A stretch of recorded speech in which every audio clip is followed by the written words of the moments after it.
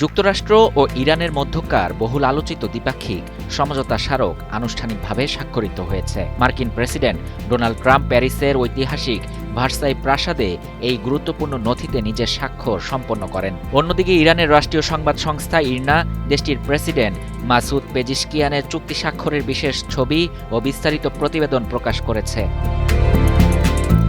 প্যারিসের ভার্সাই প্রাসাদ থেকে বের হওয়ার সময় সেখানে উপস্থিত সাংবাদিকদের মুখোমুখি হয়ে মার্কিন প্রেসিডেন্ট চুক্তি স্বাক্ষরের এই ঐতিহাসিক বিষয়টি নিজে সরাসরি নিশ্চিত করেন।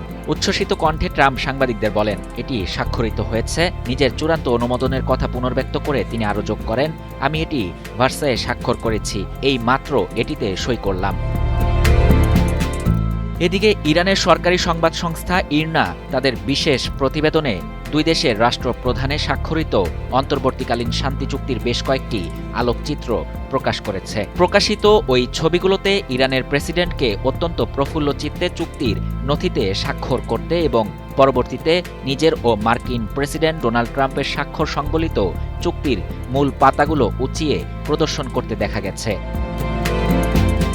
ইরানি সংবাদ সংস্থাটি তাদের আনুষ্ঠানিক প্রতিবেদনে উল্লেখ করে, ফার্সি 1405 সালের 18 জুন বৃহস্পতিবার প্রথম প্রহরে এই ঐতিহাসিক চুক্তিটি সম্পন্ন হয়। সংবাদ সংস্থাটির দেয়া বিবরণ অনুযায়ী ইসলামী প্রজাতন্ত্র ইরানের বিরুদ্ধে মার্কিন যুক্তরাষ্ট্র এবং জায়নবাদী শাসনগোষ্ঠীর চাপিয়ে দেয়া যুদ্ধ অবসানের লক্ষ্যে এই সমঝোতা স্মারকের মূল পাঠ্যটিতে ইরান ও আমেরিকার প্রেসিডেন্টদ্বয় স্বাক্ষর করেছেন। এর মাধ্যমে মধ্যপ্রাচ্যে দীর্ঘ সময় ধরে চলমান রক্তক্ষয়ী সংঘাতের অবসানের পথে বড় ধরনের অগ্রগতি হলো। এদিকে এই চুক্তির কারণে আমেরিকা ও ইরানকে ধন্যবাদ জানিয়েছেন পাকিস্তানের প্রধানমন্ত্রী।